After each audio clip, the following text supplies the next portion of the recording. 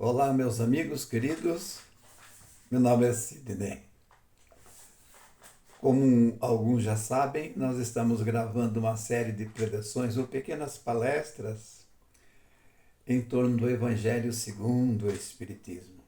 Esse Evangelho que é uma medicina para a nossa alma, porque nos dá o entendimento do porquê que nós estamos aqui, de onde viemos e para onde vamos. Mas para nós estarmos aqui, nós temos que conviver e sobreviver. E Kardec achou por bem incluir no Evangelho segundo o Espiritismo uma fala de Jesus, que está no capítulo 16, e tem 5, 6, 8, 9 e 13 do Evangelho, cujo tema: não se pode servir a Deus e a Mamum. O que era Mamum na época de Cristo? Riquezas, poder, né? Então esse capítulo nos instrui, nos faz dar uma compreensão, conteúdo para uma reflexão do porquê das nossas posses financeiras, seus propósitos e a missão que cada um de nós tem com a posse, cuja finalidade é aprender a servir na presente vida em nosso meio social, tanto na pobreza quanto na riqueza. E a filosofia espírita nos dá, do Novo Testamento, essa profundidade cristã, explicações raras que as outras filosofias não entram em detalhes, né? Nós vamos falar a respeito das posses, dos talentos para lidar com as posses, porque das desigualdades.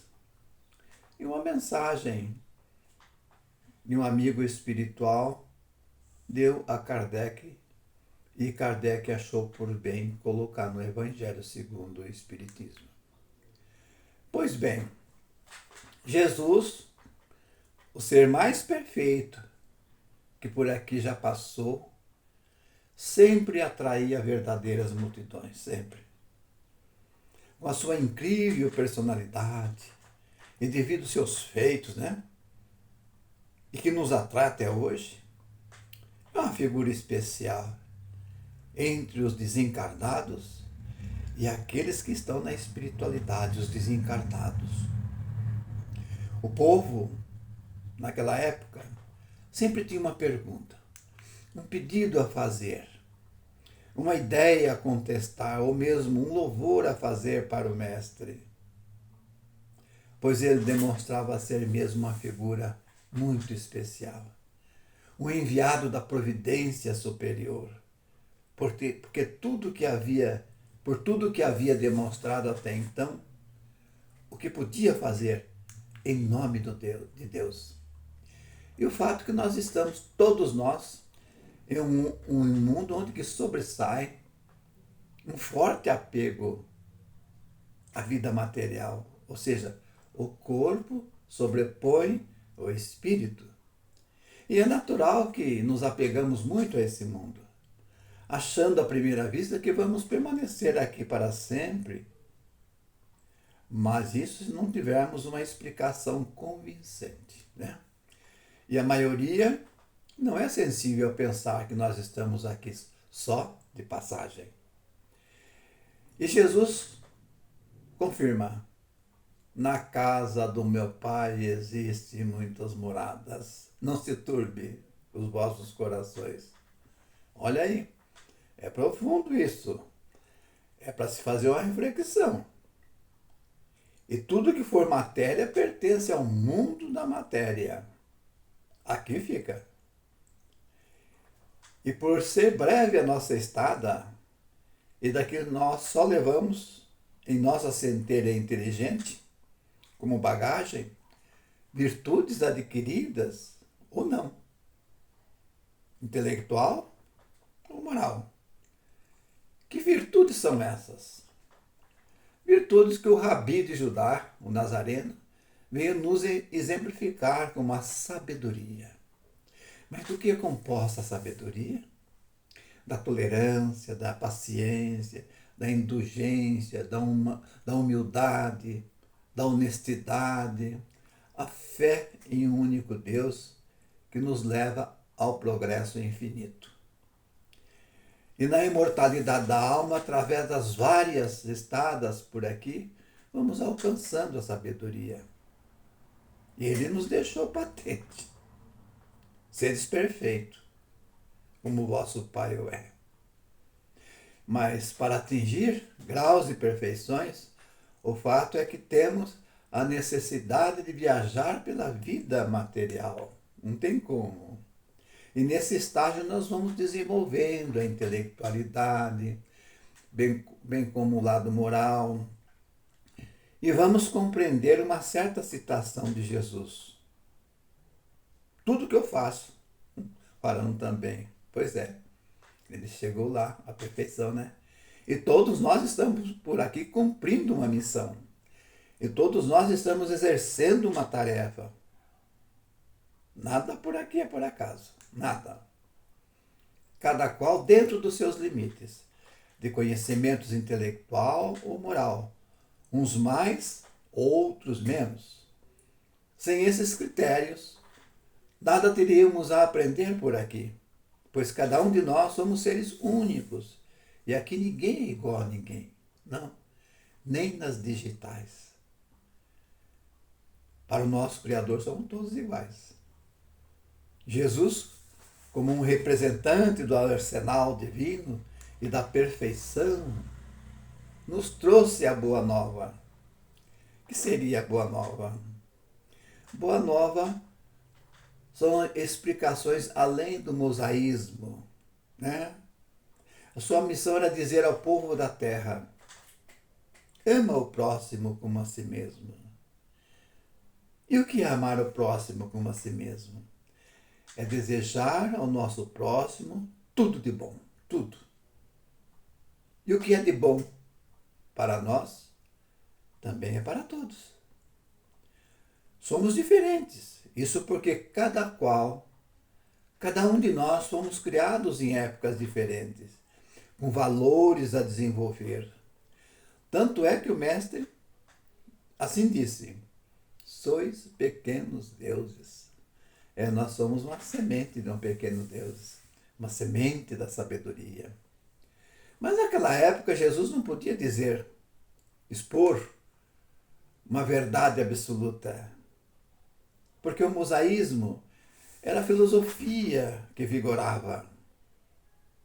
E a filosofia mosaica não havia conteúdo que ensinasse o perdão. Era tudo olho por olho, dente por dente. Para a época, fora preciso que fosse tudo dessa maneira mesmo, pois o povo era ainda muito primitivo, né? Sendo assim, muitos conhecimentos eram ditos e revelados através das palavras de Jesus em forma de pequenas histórias, analogias, o qual nós demos o nome hoje de parábolas. E o Senhor das leis, as autoridades, os fariseus, os sacerdotes, não viam nas palavras de Jesus um conteúdo, os bons olhos, porque contrariava a filosofia mosaica. Mas o mosaísmo, né, como já disse, foi necessário. Mas quanto a Deus, naquele momento, alguns até acreditavam em vários deuses. E assim Jesus, devagar, ia contando as suas histórias, a exemplo de quem tinha grandes riquezas, como devemos conviver com ela, como adquirir virtude através das riquezas que possuímos, seja na vida material ou seja intelectual. Então Jesus colocava em evidência essas histórias para que possivelmente, aos poucos, fosse despertando a espiritualidade, né, para aqueles que estavam à busca da verdade do seu eu espiritual. Então, ele contou uma história assim, que havia um homem muito rico, que se vestia muito bem e morava numa grande casa, muito bonita, né? Que despertava a atenção dos mais carentes. Os mais carentes achavam que ali, né, tinha sobras que eles podiam aproveitar. Diante disso, em sua porta se achava sempre um homem por nome de Lázaro, um pedinte, carente, coberto de úlceras pelo corpo, que sobrevivia das suas migalhas, que sobrava da mesa desse rico. E suas úlceras eram amenizadas pelas lambidas dos cães que ali eram atraídos também pelas sobras. Mas um dia Lázaro morreu e foi levado pelos anjos ao seio de Abraão. Abraão era o Deus dos hebreus, né? Seus sofrimentos não foram em vão. E nada é por acaso mesmo. Mas passou-se algum tempo, o rico também morreu. Como ele era uma pessoa rica, avarente, vaidosa, não fazia caridade a ninguém e por isso não tinha grandes méritos espirituais.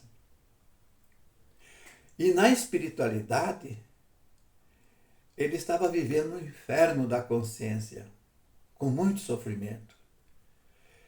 Passava por tremendas aflições. Mas com o passar do tempo, fora despertando.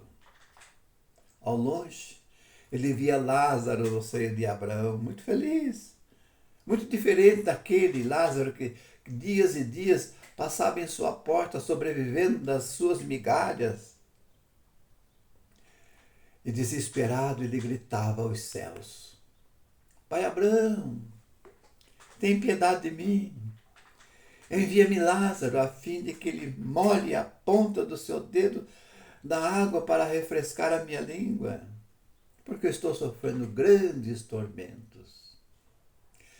Então pai Abraão respondeu: meu filho, lembrai-vos que haveis recebido muitos bens em sua vida, muitos. E Lázaro só teve males, grandes sofrimentos. E por isso agora ele está na consolação mesmo. E você, ou vós, nos tormentos. E por isso existe uma diferença, um abismo entre você e ele. Aí o rico disse: Mas pai Abraão, então eu vos suplico, envia Lázaro à casa do meu pai, onde eu tenho mais 5 irmãos, a fim de que eles saibam dessas coisas. Tenho medo também que eles venham para esse lugar de tormentas, como estou. Aí pai Abraão, Deus, assim respondeu: Ele tem Moisés e os profetas, que os escutem. Se eles não escutam Moisés e os profetas, assim como você não escutou, não crerão em ninguém que eu vá levar um recado a eles. Isso está em Lucas capítulo 16, 19 a 31. Em resumo, essa parábola que nós poderemos falar do mal rico, Jesus demonstra muito bem que devemos compartilhar as nossas farturas. Quem tem menos do que nós, temos que ajudar os outros que não têm. Se cada um de nós desenvolvemos uma missão, tanto em conhecimento como em poderes materiais. E assim surge uma outra história, uma outra parábola. Que nós podemos falar a parábola dos talentos. E podemos também ressignificar esses talentos como valores, né? E também como um poderio. Aqui na Terra, para exercer um trabalho, temos que ter talentos, valores, virtudes a favor do próximo, demonstrando que o resumo dos seus ensinamentos é muito profundo quando se fala em talentos. Quando se fala amar o próximo como a si mesmo, ele começou contando que um senhor muito rico, devendo fazer uma longa viagem fora do país, chamou seus servidores e colocou em suas mãos todos os seus bens. E seus bens se resumia: deu 5 talentos para um, 2 talentos para outro e 1 talento para o outro. E partiu. Partiu para a sua viagem. Mas, enquanto ele viajava, aquele que recebia 5 talentos, ou recebeu 5 talentos, negociou com o seu dinheiro e multiplicou mais 5. E o outro que havia recebido 2 talentos, procedeu da mesma forma. Multiplicou e recebeu mais 2 talentos, né? Mas aquele que recebeu 1 talento, cavou a terra e enterrou esse talento. Portanto, sem nada a multiplicar. Mais tempo depois, o senhor desses servidores retornou e foi pedir conta dos seus talentos dados. Aquele que havia recebido 5 talentos veio lhe apresentar mais outros 5, né? E o senhor, agradecido, assim lhe respondeu: aos 2, aqueles que havia recebido 5, lhe deu 10, e o que tinha recebido 2 lhe deu 4. Bom e fiéis servidores, porque foste fiéis por pouca coisa, eu vos restabelecerei por muitas outras coisas. Né? Então, ele quis dizer que quando eles empregaram o dinheiro de uma forma certa, eles seriam gratificados de uma forma ou de outra, muito bem gratificados. Mas o terceiro, com a desculpa, assim procedeu: Senhor, eu sei que o senhor é um homem muito duro, e que colheis até onde não haveis semeado. E por isso eu temi, escondi seus talentos na terra. Aqui está seu 1 talento. Mas o senhor não gostou. Não gostou e respondeu: mau servidor, preguiçoso. Sabias que eu colho onde não nem semeio, pois devia pelo menos colocar meu talento nas mãos dos banqueiros, a fim do meu retorno, pelo menos eu retirasse juros. Então, nesse caso, é claro que o seu patrão lhe deu um severo castigo. Isso está em Mateus capítulo 25, versículo 14 a 30. Então vejamos que ao fazer uma reflexão, um resumo, que o nosso Criador permite para cada um de nós o necessário para a sobrevivência do espírito na matéria. E tudo é provas. Somos regidos por leis que são naturais, as leis de Deus. Tendo cada um na matéria ou na vida espiritual uma missão a cumprir, conforme a sua condição, seu poderio intelectual e moral que nós podemos fazer um parente espiritual.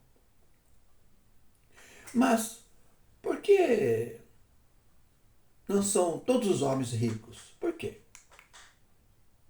Aqui na Terra. Por não serem igualmente inteligentes, intelectualmente, moralmente, ativos, trabalhadores, e nem sóbrios para lidar com valores, a busca da perfeição.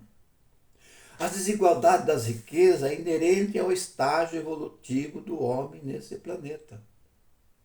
Em alguns aspectos, uns nascem para servir, outros para serem servidos. E é assim a dinâmica da vida. Só será resolvida a desigualdade quando moralmente todos evoluírem. Todos.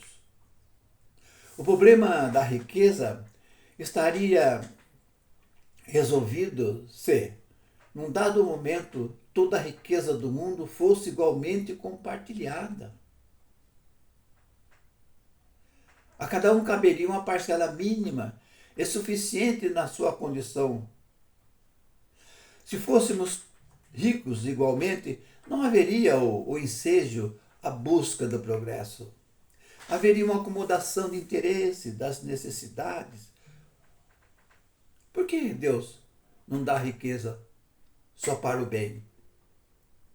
Não, é para o bem de todos nós. Mas, porque Deus dá para cada um o poder do livre-arbítrio, na distinção de descobrir o que é o mal, o que é o bem. O homem não deve ser conduzido fatalmente ao bem, nem ao mal, porque senão seria um instrumento passivo, irresponsável, como os animais. Como distribui Deus a riqueza entre os homens? Através das existências várias, das idas e voltas. Deus dá a oportunidade, é a inteligência para utilizá-la. Sendo impossível, materialmente falando, que todos possuam ao mesmo tempo riqueza iguais, pois cada um possui por sua vez segundo o bom uso que ele dela fizer. Assim, os que não têm hoje já teve noutra existência. As misérias de hoje é fruto indevido das riquezas do ontem, de um passado. Quando a humanidade conhecerá uma distribuição mais justa das riquezas? Quando? Somente quando os homens se regenerarem pela caridade, eliminando dos seus corações o egoísmo, o orgulho. Quando isso acontecer, haverá maior equilíbrio na distribuição das riquezas. Desaparecerão das terras os extremos excessivos, das misérias absolutas. Será um mundo de regeneração. Mas vamos a um resumo de uma mensagem psicografada de um sacerdote francês em 1861, resumindo tudo o que nós dissemos. Diz ele que o homem, sendo depositário e gerente dos bens que Deus depositou em suas mãos, ser-lhe-á pedida a ele uma severa conta do emprego, do resultado dos bens que a ele foi concedido de acordo com o seu livre-arbítrio. Será a ele imputada a responsabilidade do mau emprego, ao satisfazer somente a sua vida pessoal. Porque a fortuna é dada por Deus a todos, seja no critério material ou no critério intelectual, terá que ser usada a bem de todos. E assim, quando nós praticarmos essas ações, nós podemos falar beneficência, a arte de beneficiar. Não é senão o emprego da fortuna que pode aliviar as misérias atuais, como saciar os que têm fome, preservar os que padecem frio, dar asilo aos que não têm onde ficar, pois a missão das grandes fortunas é servir os filhos de Deus, beneficiando ao próximo. Tem fortunas que podem minimizar a falta do trabalho, a falta do emprego, realçando o desenvolvimento da inteligência, realçando a dignidade do povo, ao passo que os mais carentes se sentirão mais confiantes, se sentirão felizes, porque as necessidades em forma de esmola humilham as pessoas, desagrada. Fortunas concentradas nas mãos de uma única pessoa ou de poucas pessoas é uma fonte de miséria para a maioria. O bom servidor entra no gozo do Senhor, fazendo multiplicar seus bens, empregando, fazendo produzir, duplicando suas virtudes e fortunas dadas pelo Senhor. E o mau servidor, que não se importa com as necessidades dos outros, fica devendo, fica debitando na sua espiritualidade uma necessidade. E por isso não devemos deixar o dinheiro parado, enterrado. Isso se chama ser avarento, pensando só em si. Ele não entende a função das posses financeiras. Então, nós estamos a comentar quem tem muitas posses financeiras. Alertar aqueles que têm muitas riquezas intelectuais, independente da condição financeira, que poderão beneficiar os menos intelectuais, levando conhecimentos culturais aos que precisam iluminar sua natureza de ser, combatendo a falta de instrução, o analfabetismo, melhorando o seu ambiente social em todos os sentidos. Assim, sempre vamos entender que o nosso caderno de lição são os nossos companheiros que vivem ao nosso lado e a natureza que nos envolve, o ar que respiramos, o lugar que moramos, as condições que moramos. Sempre existirá por aqui condições para desenvolver nossos talentos ou capacidade de produzir um mundo melhor para todos. E assim, meus amigos, eu termino essa pequena preleção, essas explicações a respeito desse tema, mas pedindo para todos, compartilhem ao escutar essa preleção. Compartilhem. É muito bom, porque hoje em dia a maioria das religiões não entra no mérito da ciência e da espiritualidade. Do outro lado, eles fazem da filosofia cristã um meio de arrecadar fundos para as suas necessidades pessoais ou familiares. Minha gratidão a todos, meu muito obrigado e espero que vocês compartilhem.